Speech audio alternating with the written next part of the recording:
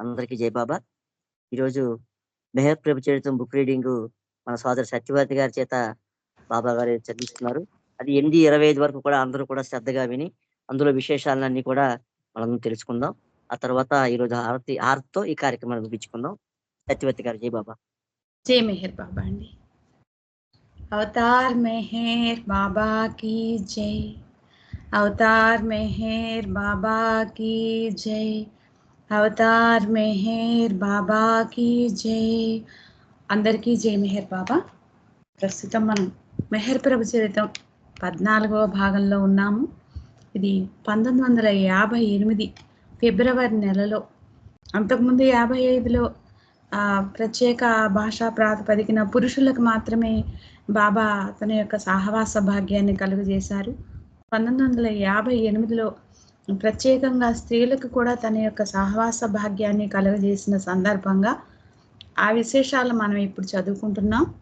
ప్రస్తుతం నిన్న ఫిబ్రవరి 16వ తేదీకి సంబంధించినటువంటి విషయాల్ని నేను చదువుకోవడం జరిగింది.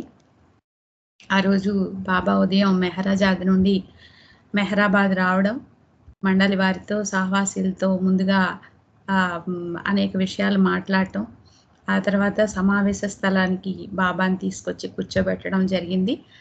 ఆ సందర్భంగా సిడి దేశ్ముఖ్కి ప్రత్యేకంగా బాబా ఆలింగనం ఇచ్చారు. అంతేకాకుండా సిడి దేశ్ముఖ్ యొక్క కుమారుడు ప్రబోధ్ కూడా పుట్టినరోజు కాబట్టి అతనికి కూడా బాబా స్వయంగా ఆలింగనం ఇచ్చారు. ఆ తర్వాత దేశ్ముఖ్ కుటుంబం తప్ప అతనితో పాటు వచ్చిన మిగతా కుటుంబ సభ్యులందరినీ కూడా వెళ్ళిపోమన్నారు. నాగపూర్ వెళ్ళిపోవాలని చెప్పారు. దేశ్ముఖ్కి ప్రత్యేకంగా పిల్లల యొక్క చదువు పట్ల ఏ విధంగా శ్రద్ధ తీసుకోవాలో తెలియజేశారు. ఆ రోజు మరో వ్యక్తి కూడా అక్కడ ఉన్నాడు, జన్మదినం జరుపుకునేటువంటి వ్యక్తి. అతన్ని రమ్మన్నారు, అతన్ని తీసుకొచ్చారు. కానీ అతను బాబా పాదాల మీద మోకరిల్లుతూనే స్పృహ కోల్పోయాడు. అతన్ని తర్వాత బయటకు తీసుకెళ్ళటం జరిగింది.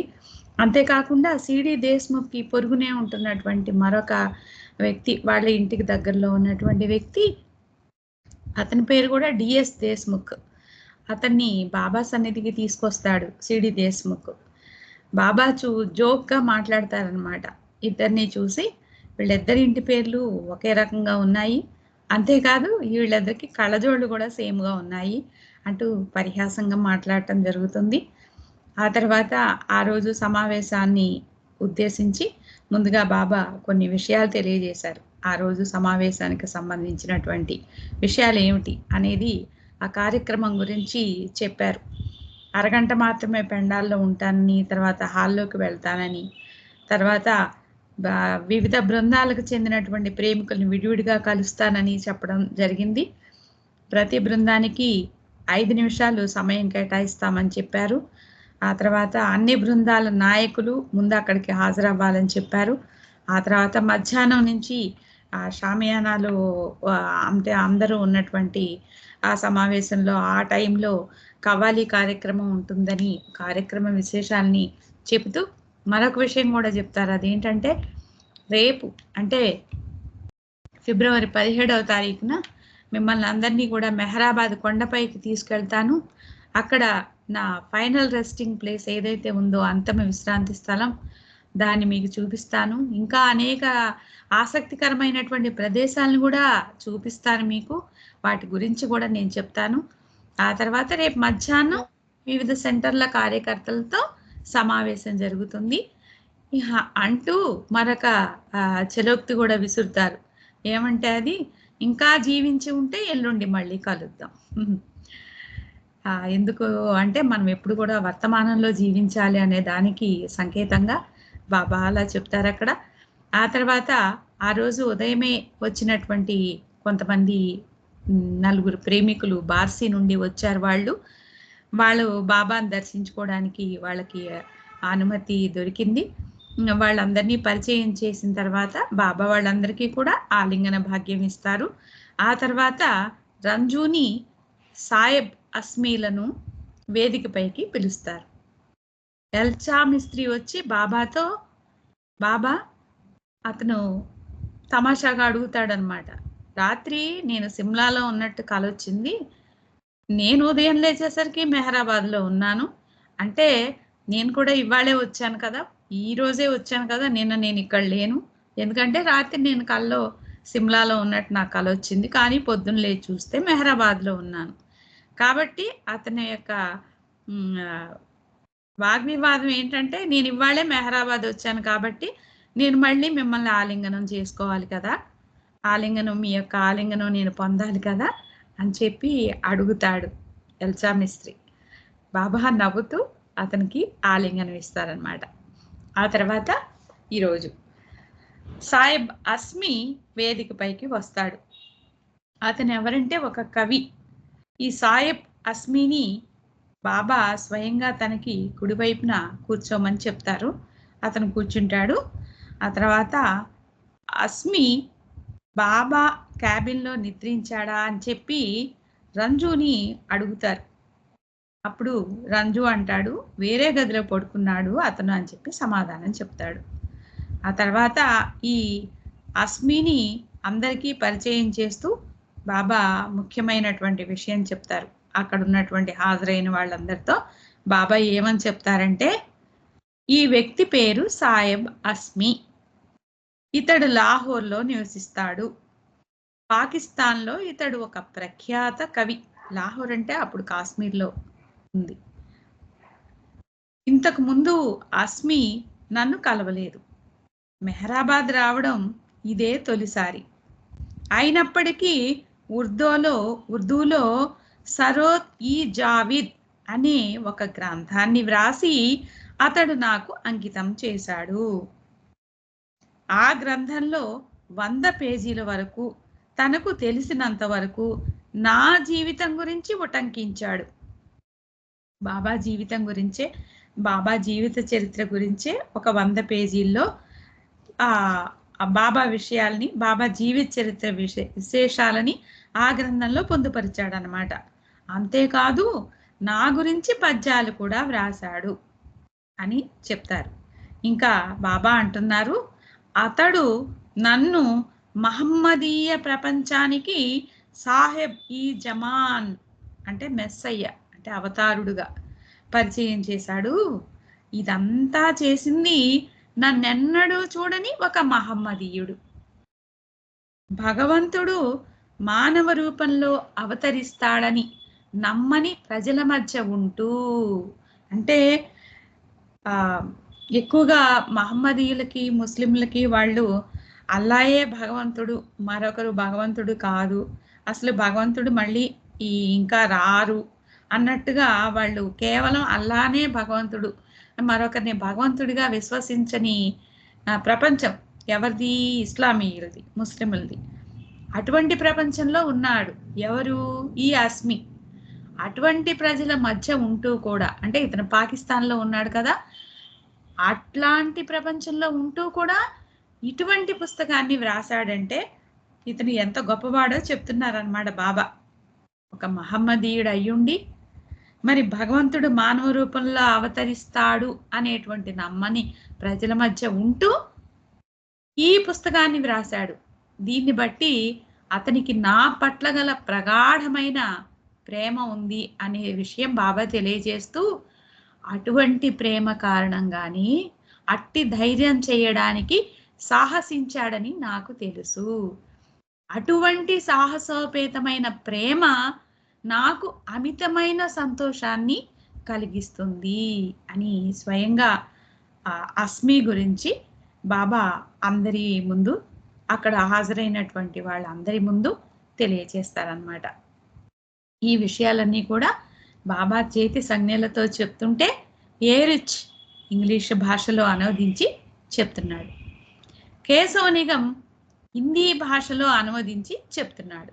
ఏరిచ్ ఇంగ్లీష్లో అనువాదం చేస్తుంటే కేశవ నిగం ఆయన హిందీ భాషలో తర్జుమా చేసి చెప్తున్నారనమాట.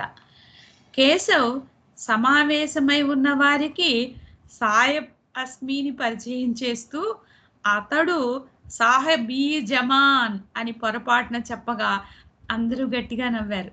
సాహెబ్ ఈ జమాన్ అంటే ఈ జమానాకి, ఇప్పుడు ఉన్నటువంటి ఈ ప్రపంచానికి సాహెబ్ అంటే అతడే మెస్సయ్య, అతడే అవతారుడు అన్నట్టుగా పొరపాటున కేశవ నిగం అంటాడనమాట ఆ తర్జుమా చేసే సందర్భంలో. ఆ పొరపాటుగా అన్నదానికి అందరూ కూడా గట్టిగా నవ్వుతారు. అప్పుడు సాహెబ్ బస్మి బాబా దాన్ని సరిచేసి ఇలా చెప్తారనమాట మళ్ళీ. సాహెబ్ బస్మి ఎప్పుడూ కూడా సాహెబ్ ఈ జమాన్ కాదు. అంటే అవతార పురుషుడు అవడం అనేది సాహెబ్ ఈ జమాన్ ఎప్పుడూ కూడా కాడు.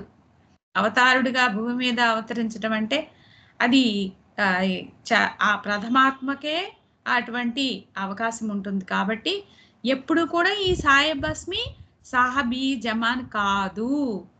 కేశవ పొరపాటున అలా చెప్పాడు. అయితే ఏదో ఒక రోజున ఒక ఛాన్స్ ఉంది. అతనికి ఏంటి, తన రాబోయే జన్మలలో కుతుబ్ సాహెబ్ ఈ జమాన్ కావచ్చు.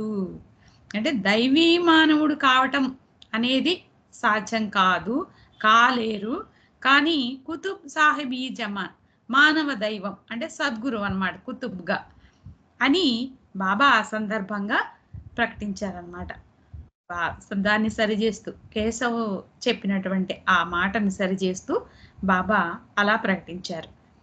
బాబా మాటలు విని పెండాల్లో కూర్చున్న వారు అవతార్ మెహర్ బాబాకి జై అని గట్టిగా అరుస్తూ ఆనందం వ్యక్తపరిచారు. అప్పుడు వెంటనే కేశవ్ తన పొరపాటికి క్షమించమని, మెహర్ బాబా ఒక్కరే సాహెబ్ ఈ జమాన్ అని సవరించి చెప్తాడనమాట. సాహెబ్ అస్మి తన శిరస్సు బాబా పాదాలపై ఉంచి ప్రేమపూర్వకంగా నమస్కరించాడు. బాబా అతన్ని ఆప్యాయంగా ఆలింగనం చేసుకున్నారు. మళ్ళీ పందిట్లో హర్షధ్వానాలు మిన్నుముట్టాయి. తర్వాత ప్రిన్సిపాల్ నిరంజన్ సింగ్ని వేదికపైకి పిలిచారు. అతనికి బాబా ఆలింగన భాగ్యం లభించింది. నిరంజన్ సింగ్ భార్య బాబాకు కుడివైపున కూర్చొని మౌనంగా రోదిస్తూ ఉంది. అలాంటి సందర్భంలోనే బాబా ఒక పెద్ద ప్రవచనాన్ని ఇచ్చారు. ఇది మన అందరికీ కూడా చాలా ముఖ్యమైనటువంటి ప్రవచనం ఇది, ఈ డిస్కోర్స్ అనేది. ఇది దేనికి సంబంధించి అంటే ఒక నల్లమందు గురువు, ఒక కపట సాధువు, వీళ్ళిద్దరికీ సంబంధించి ఎలా తీసుకోవాలి. సాధారణంగా ఉన్నటువంటి మనము నిజమైనటువంటి సాధువుని ఎలా గుర్తించలేము. ఏ విధంగా ఆ కపట సాధువు మాయలో పడిపోయినప్పుడు అతను ఏ విధంగా నష్టపోతాడు, దానివల్ల ఇంకా అతన్ని ఆ కపట సాధువు దగ్గరికి చేరిన వాళ్ళు కూడా ఎలా నష్టపోతారు అనేది ఒక పక్కన నల్లమందు తీసుకునే వాళ్ళతో పోలుస్తూనే, మళ్ళీ ఆ నల్లమందు తీసుకునేటువంటి ఆ వ్యక్తికి అలాగే ఈ కపట సాధువుకి మధ్య ఉన్నటువంటి ఆ భేదాన్ని గుర్తిస్తూ వాళ్ళిద్దరి మధ్య ఉన్నటువంటి పోలికల్ని రెండు రకాలుగా కూడా తెలియజేస్తారనమాట ఈ ప్రవచనంలో బాబా. అదేమిటో బాబా చెప్పినటువంటి విషయాన్ని యాస్టీజ్గా ఇప్పుడు మనం చదువుకుందాం. నిజమైన అర్హత లేనప్పటికీ ఒక వ్యక్తి తనను తాను ఒక సాధువుగా ప్రకటించుకొని ప్రజలు తనకు ప్రణమిల్లడానికి, తనను ఆరాధించడానికి అనుమతించడం అనేది తన అహాన్ని అమితానందంతో పోషించుకోవడమే అవుతుంది. అలా ఏకకాలంలో అహం సంతుష్టి చెందుతూ ఆనందించినప్పుడు తాను చేస్తున్నదంతా సక్రమంగా ఉందనే భావన కూడా కలుగుతుంది. అంతే కదా, సాధారణమైనటువంటి మనమే ఏదైనా ఒక పని చేసి ఎదుటివాళ్ళు మనం చేసినటువంటి ఆ పనికి మెచ్చుకోలుగా చూస్తున్నప్పుడు ఖచ్చితంగా మనమే ఎంతో అహంకారాన్ని పొందుతాం. అంటే నేను చేస్తుంది చాలా కరెక్టు అనేటువంటి అహంపూరితమైనటువంటి భావంతో మనం ఎంతో ఆనందపడిపోతూ ఉంటాం. అలాంటిది అర్హత లేనటువంటి ఒక వ్యక్తి తనను తాను ఒక సాధువుగా ప్రకటించుకుంటున్నాడు. ప్రజలందరూ కూడా అతనికి ప్రణమిల్లుతున్నారు. తన్ని ఆరాధించడానికి అందరికీ కూడా తనే అనుమతి ఇచ్చాడు. ఈ రకంగా జరగటం ద్వారా ఏం జరుగుతోంది, తన యొక్క ఆహారాన్ని పెంచి పోషించుకుంటున్నాడు ఎంతో ఆనందంతో. అంటే ఏకకాలంలోనే ఏం జరుగుతోంది? అహం సంతుష్టి చెందుతోంది. మన యొక్క అహం సంతుష్టి చెందినప్పుడు మనం ఆనందపడతాం. కాబట్టి నేను చేస్తుంది చాలా కరెక్టే అనేటువంటి భావన కూడా అలాంటి సందర్భంలో కలుగుతుంది అని చెప్తున్నారు. దాన్ని ఉదాహరణగా తీసుకుంటూ దానికి ఉదాహరణగా మరొక విషయాన్ని చెప్తున్నారు. భౌతికమైనటువంటి ఈ ఈ ప్రపంచంలో ఎక్కువగా జరుగుతున్నటువంటి విషయం ఇది. నల్లమందుకి అలవాటు పడిన వ్యక్తి కూడా అదే విధమైన ఆనందాన్ని పొందుతాడు. మనకు తెలుసు కదా, ఇటీవల కాలంలో యువతంతా కూడా ఈ గంజాయికి అలవాటు పడిపోయి అది గంజాయి అన్న విషయం కూడా తెలియకుండా నిర్వీర్యం అయిపోతున్నారు యువత. ఈ బారిన పడకుండా ఉండడం కోసం మనము ఇటువంటి విషయాల్ని, ఈ పోలికల్ని, వీటిని ఎక్కువగా తెలియజేయటం ద్వారా అది తీసుకోకుండా ఉండాలి అనేటువంటి విషయాన్ని మన పరిసరాల్లో మన చుట్టూ ఉన్నటువంటి యువతకు కూడా తెలియజేసిన వారం అవుతాం. ఇటువంటి ప్రవచనాల్ని మనం ఎక్కువగా అందరికీ తెలియజేయటం ద్వారా. నల్లమందుకి అలవాటు పడిన వ్యక్తి అంటే గంజాయి అదే విధమైన ఆనందాన్ని పొందుతాడు అది తీసుకున్నప్పుడు. కానీ అది తీసుకున్నప్పుడు మాత్రమే అది ఆనందం, అంటే తాత్కాలికంగా మాత్రమే. ఆ తర్వాత కొంతకాలం దాన్ని తీసుకుంటూ అలవాటు పడిపోయిన తర్వాత, దానికి బాగా అలవాటు పడిపోయి బానిస అయిపోయిన తర్వాత కొంతకాలానికి అతని ఆరోగ్యం పాడైపోతుంది. ఏ విధంగా? మలబద్ధకం కలగడం, ఆకలి లేకపోవడం, తలనొప్పి వేయడం, నిరుత్సాహంగా ఉండడం, మత్తుగా ఉండడం, ఇవన్నీ కూడా ఆ నల్లమందు తీసుకోవడం వల్ల కలిగేటువంటి దుష్ప్రభావాలు. అప్పుడు అతడు తాను నల్లమందుకు అలవాటు పడి ఉండకపోయినట్లయితే బాగుండేదని గ్రహించటం మొదలు పెడతాడు. నేను ఈ నల్లమందుకు అలవాటు పడ్డాను, తద్వారా నా ఆరోగ్యం మీద ఇది ప్రభావం చూపుతోంది అనేటువంటి విషయాన్ని అతను గ్రహించాడు అనుకోండి. అయ్యో, నేను దీనికి బానిస కాకుండా ఉంటే బాగుండేదే అని ఒక క్షణం ఆలోచిస్తాడు, వద్దు అనుకుంటాడు. కానీ బాబా చెప్తున్నారు, దురదృష్టవశాత్తు ఆ అలవాటును అతడు మానుకోలేడు. ఎందుకంటే అప్పటికే అతడు దానికి బానిస అయిపోయాడు. నల్లమందు అలవాటు ఆరోగ్యానికి హానికరం అని అతడు ఆలస్యంగా గ్రహించినా ఇంకా గాఢంగా ఆ వ్యసనంలో మునిగిపోతాడు. ఆ బాధను మర్చిపోవడానికి, తను పడుతున్నటువంటి అనారోగ్యాన్ని మర్చిపోవడానికి ఇంకా బానిస అయిపోతాడు ఆ నల్లమందుకి. గ్రహించినప్పటికీ కూడా దాన్ని తీసుకోవడం మానలేడు. నల్లమందు తీసుకోవడం వల్ల కలిగే సౌఖ్యం ఆ తర్వాత ఏం జరుగుతుంది? క్రమంగా తగ్గిపోతుంది. అంటే ఆ మోతాదు సరిపోదన్నమాట. క్రమంగా తీసుకునేటువంటి ఆ మోతాదు సరిపోదు. దాని ద్వారా ఏం చేస్తాడు? ఆ మోతాదుని ఇంకా పెంచుకుంటూ పోతాడు. ఆ నల్లమందు మోతాదుని ఇంకా పెంచుకుంటూ పోవడానికే మొగ్గు చూపుతాడు. సరిపోక పవర్ పెంచుకుంటాడు అనమాట. ఇంకా ఇప్పుడు మనం మామూలుగా ఇంజెక్షన్స్ తీసుకున్నప్పుడు, ఈ పెయిన్ కిల్లర్స్ అవి వాడుతున్నప్పుడు కూడా సహజంగా జరుగుతూ ఉండేది అదే. ఒక హెడేక్కి ఒక తలనొప్పి బిళ్ళ వేసుకుంటాం మనం. అలవాటు పడిపోయి వేసుకోగా కొన్నాళ్ళకి ఆ తలనొప్పి బిళ్ళ వేసుకున్నా కానీ పని చేయదు. దానివల్ల ఏమవుతుంది? దాని యొక్క పవర్ని పెంచేసుకోవాల్సి వస్తుంది. ఇక్కడ నల్లమందు విషయంలో కూడా అదే జరుగుతుంది. ఆ మోతాదుని ఇంకా పెంచుకుంటూ పోవడానికి ఆ నల్లమందు తీసుకునేటువంటి ఆ వ్యక్తి మొగ్గు చూపుతాడనమాట. ఆధ్యాత్మికంగా నిజమైన అనుభవం కలగకపోయినా ప్రజలు తనకు ఇక్కడ మళ్ళీ సాధువు గురించి చెప్తున్నారు, కపట సాధువు గురించి చెప్తున్నారు. మళ్ళీ నల్లమందు తీసుకునేటువంటి వ్యక్తి యొక్క ఆ ఇబ్బందుల్ని తెలియజేస్తూ ఇక్కడ ఈ కపట సాధువు గురించి చెప్తున్నారు. అతను ఆధ్యాత్మికంగా అతనికి ఏ అనుభవం లేదు, కలగకపోయినా ప్రజలు తనకు ప్రణమిల్లడానికి అనుమతించడం కూడా అదే విధమైన సుఖానికి, సంతోషానికి దారితీస్తుంది. మానసికంగా ఆనందాన్ని అనుభవిస్తున్నాడు కదా.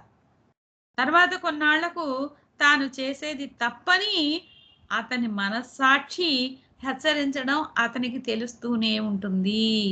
ఆ అంతరంగంలో ఉన్నటువంటి ఆ మనస్సు సాక్షిగా ఉన్నటువంటిది ఏదైతే ఉందో అది తర్వాత కొంతకాలానికి చెప్తుంది, నువ్వు చేసేది కరెక్ట్ కాదు, ఈ విధంగా ప్రజలందరూ నిన్ను గొప్పవాడివని, నువ్వేదో ఆధ్యాత్మిక అనుభవాలు ఉన్నవాడని నీకు ప్రాణమిల్లుతున్నారు, ఇదేమో నువ్వెంతో ఆనందాన్ని అనుభవిస్తున్నావు, సంతోషంగా ఉంటున్నావు, ఇది తప్పు అనేటువంటిది అతని మనస్సాక్షి హెచ్చరిస్తూనే ఉంటుందిట. ఆ భావన కారణంగా తనకు ఆ అర్హత లేదని కూడా గ్రహించటం మొదలవుతుంది. అంటే అంతకుముందు ఆ నల్లమందు తీసుకునేటువంటి వ్యక్తి ఆ బానిస అయిపోయిన తర్వాత, ఆరోగ్యం పాడైపోయిన తర్వాత, అయ్యో నేను దీనికి బానిస అయిపోయాను, తీసుకోకుండా ఉంటే బాగుండేదే అని ఆలోచించినట్టు ఇక్కడ ఈ కపట సాధువు కూడా నేను ఇలా అందరినీ వీళ్ళందరూ కూడా నాకు ప్రాణమిల్లడం, ఇదంతా నేను తీసుకోవడం కరెక్ట్ కాదు అని గ్రహిస్తాడు. కానీ అహాన్ని సంతుష్టపరుచుకోవడం అనే అలవాటుకు బానిసైపోయి ఇక ఆ అలవాటును మానుకోలేకపోతాడు. సేమ్ నల్లమందు బాయిలాగానే అతని మనస్సాక్షి హెచ్చరిస్తున్నా కూడా ఆ సంతోషాన్ని దూరం చేసుకోలేక మరింతగా అందులో కూరుకుపోతాడు. అలా కొంతకాలానికి మనస్సాక్షి యొక్క గొంతులోని సవ్వడిని వినలేనంతగా మొద్దుబారిపోతాడు. ఆ మనస్సాక్షి యొక్క గొంతులోని అది శబ్దం చేస్తూ ఉంటుంది, నువ్వు చేసేది కరెక్ట్ కాదు అని. కానీ దాన్ని వినలేనంతగా దీనికి అలవాటు పడిపోతాడు అనమాట. అందరూ తనని పూజించటం, ఆరాధించటం, ప్రాణమిల్లడం, దాంతో అతని మానసిక భావనలు ఆనందం పొందటం, దానికే ఇంకా ఎక్కువ మొగ్గు చూపుతాడనమాట ఇతను కూడా. అతను అక్కడ మోతాదును పెంచుకుంటూ పోయినట్టు ఇక్కడ ఇతను కూడా ఇంకా ఇంకా ఇంకా దీనికే ఎక్కువ ప్రాధాన్యత ఇస్తూ ఉంటాడనమాట ఈ కపట సాధువు కూడా. అదే చెప్తున్నారు మళ్ళీ, వ్యసనానికి అలవాటు పడిన కొన్ని సంవత్సరాల తర్వాత ఒకరోజు నల్లమందుకు బానిసైన వాడు స్పృహ లేకుండా బురదలో పడి ఉండడం కనిపిస్తుంది. ఎక్కువ మోతాదులో నల్లమందు సేవించిన వ్యక్తికి తన మీద తనకు అదుపు తప్పిపోతుంది. ఆ దారిన పోయేవారు అతనిని నల్లమందుకు అలవాటు పడ్డవానిగా తీర్మానించుకొని అపహాస్యం చేసి హేళన చేస్తారు. అంతే కదా, చేతులారా అనవసరంగా ఆ నల్లమందుకి బానిస అయ్యాడు, ఇదిగో చివరికి అట్లా బురదలో పడి దొల్లుతున్నాడు అని అందరూ చూసి నవ్వుతారు కదా అతన్ని. జాలిపడేవాళ్ళు జాలిపడతారు, నవ్వేవాళ్ళు నవ్వుతారు, అపహాస్యం చేసేవాళ్ళు అపహాస్యం చేస్తారు. అలా పడి దొల్లుతుంటే చిన్నపిల్లలు రాళ్ళు విసురుతారు. అనేక రకాలుగా అతను అపహాస్యం పాలవుతాడు. అదే విధంగా తాను నిజంగా సాధువు కాకపోయినా బయటకి సాధువులా నటించే వ్యక్తి ఏళ్ల తరబడి ప్రజలు తన పట్ల చూపించే అతి మర్యాదలు, భక్తి ప్రపత్తులు అనే వ్యసనానికి బాగా అలవాటు పడిపోయి తనకు ఎట్టి అర్హతలు లేకపోయినా నీచమైన స్థితికి దిగజారి ప్రవర్తించటం మొదలు పెడతాడు. నల్లమందు బానిస వలె కాకుండా ఇట్టి వ్యక్తి యొక్క అయోగ్యమైన నడవడిని అతని అనుచరులు పరిపూర్ణతగా పరిగణిస్తారు. అంటే అంతకు ముందు నల్లమందు బాయిని చూసి అందరూ అవహేళన చేశారు. కానీ ఇక్కడ ఈ సాధువు యొక్క స్థితి ఇంకా నీచమైన స్థితికి దిగజారి ప్రవర్తించడం మొదలు పెట్టినప్పుడు కూడా అతను ఏ రకంగా ప్రవర్తించినా సరే అదే అతని యొక్క పరిపూర్ణతగా భావిస్తారు ఎవరు, అతని యొక్క అనుచరులు. ఈ వ్యక్తి ఎవరినైనా దూషిస్తే ఎలా పరిపూర్ణతగా భావిస్తారు? ఈ కపట సాధువు ఎవరినైనా దూషించాడు అనుకోండి, ఆ దోషాన్ని దీవెనలు అనుకుంటారట. ఎవరినన్నా కొట్టారనుకోండి, ఆ వ్యక్తి మీద అతను కృప చూపించాడు అనుకుంటారట. ఏ స్త్రీతోనైనా కామకలాపాలు సాగించాడనుకోండి, అది ఒక పవిత్రమైన ప్రేమగా భావిస్తారట అతని యొక్క అనుచరులు. క్లుప్తంగా చెప్పాలంటే సాధువుగా నటించే వ్యక్తి యొక్క అనుచరులు ఆ సాధువు చేసిన ప్రతి పనిని ప్రేమ, ఆరాధన భావాలతో స్వీకరిస్తారు. అతడెంత వికృతంగా, అనుచితంగా ప్రవర్తిస్తే అంత ఎక్కువగా అతని భక్తులు అతన్ని ప్రశంసిస్తారు. ప్రశంసలు ఎంత ఎక్కువగా ఉంటే అంత ఎక్కువగా ఏం జరుగుతోంది, ఆ వ్యక్తి యొక్క అహం ఇంకా ఇంకా పోషింపబడుతోంది. చివరకు అతడు నిజమైన సాధువు కాని కారణంగా ప్రజల నుండి వచ్చే అధికమైన ప్రశంసలను, తన అనుచరులు చూపించే ఆరాధనను అతని అహం చివరికి జీర్ణించుకోలేక ఏం జరుగుతుందంట, దాంతో ఆ కపటి నల్లమందు వ్యక్తి తీసుకున్నటువంటి వ్యక్తిలాగా పతనమైపోతాడు. ప్రశంసలతో ఉన్నత స్థానానికి ఎక్కి కూర్చున్నవాడు ఒక్కసారిగా కూలబడతాడు. ప్రశంసలనే మత్తుకు అలవాటు పడిన సాధువు క్రిందకి దిగజారడంతో హేళనకు గురవుతాడు. ఒకప్పుడు అతని అనుచరులుగా గర్వంగా చెప్పుకునే వారందరూ వాళ్లే, ఆ అనుచరులే ఇప్పుడు అతన్ని ఎగతాళి చేస్తూ కపట సన్యాసిగా పేర్కొంటారు. నల్లమందుకు అలవాటు పడిన వ్యక్తి యొక్క స్నేహితులు నల్లమందు ప్రభావాలను పొగడుతూ అమాయకులను తమ వలలో వేసుకున్నట్లే కపట సాధువు అనుచరులు కూడా సాధువును, అతని మహిమలను పొగుడుతూ ఇతరులను తమ వల్లోకి లాక్కుంటారు. ఎప్పుడు మొట్టమొదట్లో ఆ కపట సాధువు చేసే మహిమలు కాకతాళీయంగా జరిగినవి కావచ్చు, లేదా నిజాయితీ గల భక్తుల నిజమైన అనుభవాలు కూడా కావచ్చు, లేదా కపట సాధువుల పట్ల అతని అనుచరులకున్న ప్రేమ విశ్వాసం ద్వారానే వారి కోరికలు నెరవేరి ఉండవచ్చు. ఈ పేజీతో ఇంతవరకు ఆపేస్తున్నాను.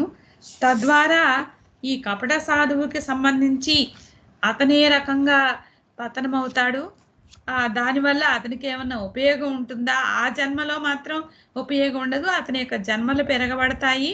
కాకపోతే తర్వాత జన్మలో అందరి యొక్క సంస్కారాల్ని పోగు చేసుకున్నాడు కాబట్టి ఏదైనా కొంత మేలు జరుగుతుందా అనే విషయాన్ని మనకి రేపు చదువుకుందాం. అవతార్ మెహర్ బాబాకి జై. జై మెహర్ బాబా అండి సాయి గారు. జై బాబా. రేపు చరిత్రని చాలా చక్కగా చదివి వినిపించి వివరించి తెలియజేశారు. మీకు జై బాబా, ధన్యవాదాలు. బాబా ప్రామశిస్సు మీకు మెండుగా ఎల్లప్పుడూ ఉండాలని కోరుకుంటూ ఈ రోజు ఈ చక్కటి అవకాశాన్ని కార్యనిర్వహణ చేసే అవకాశాన్ని ఇచ్చిన ప్రీతం బాబా వారికి హృదయపూర్వక జై బాబాలు తెలియజేసుకుంటూ హారతితో ఈ రోజు కార్యక్రమం ముగించుకుందాం. హారతి మా అమ్మగారు పార్టీ గారు పాడతారు. జై బాబా. అవతార్ మెహర్ బాబాకి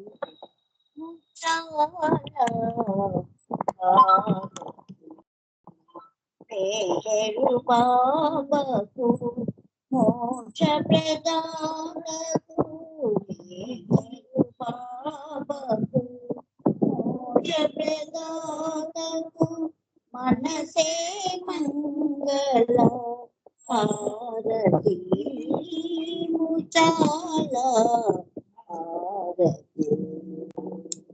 చంద్రుని గోళు ముఖ కమలమునకు, చంద్రుని గోళు ముఖ కమలమునకు, వేద వేదుని పద పద్మములకు, చంద్రుని గోళు ముఖ కమలమునకు, వేద వేదుని పద పద్మములకు, మందహాసమున మనసులు తోచిన, మందహాసమున మనసులు దోచిన, మౌన సుభూషణ మోహనాంగునకు, మౌన సుభూషణ మోహనాంగునకు, ఉచాల హారతి. మెహరు బాబాకు మోక్ష ప్రదానకు, మెహరు బాబాకు మోక్ష ప్రదానకు మనసే మంగళ హారతి ముచాల హారతి. కనులోయి గను జగమంతా భ్రాంతి, కనులోయి గను జగమంతా భ్రాంతి, కనలేవాతని ఆ దివ్య కాంతి, కనలోయి గను జగమంతా భ్రాంతి, కనలేవాతని ఆ దివ్యకాంతి మనమున నిలుపుము మేహరుమూర్తి మనమున నిలుపుము మేహరుమూర్తి మననము చేయుము కలుగును శాంతి మననము చేయుము కలుగును శాంతి ఉజ్జాల ఆనతి మేరు పాపకు మోక్ష ప్రదానకు మేరు పాపకు మోక్ష ప్రదానకు మనసే మంగళ హారతి ముజాల హారతి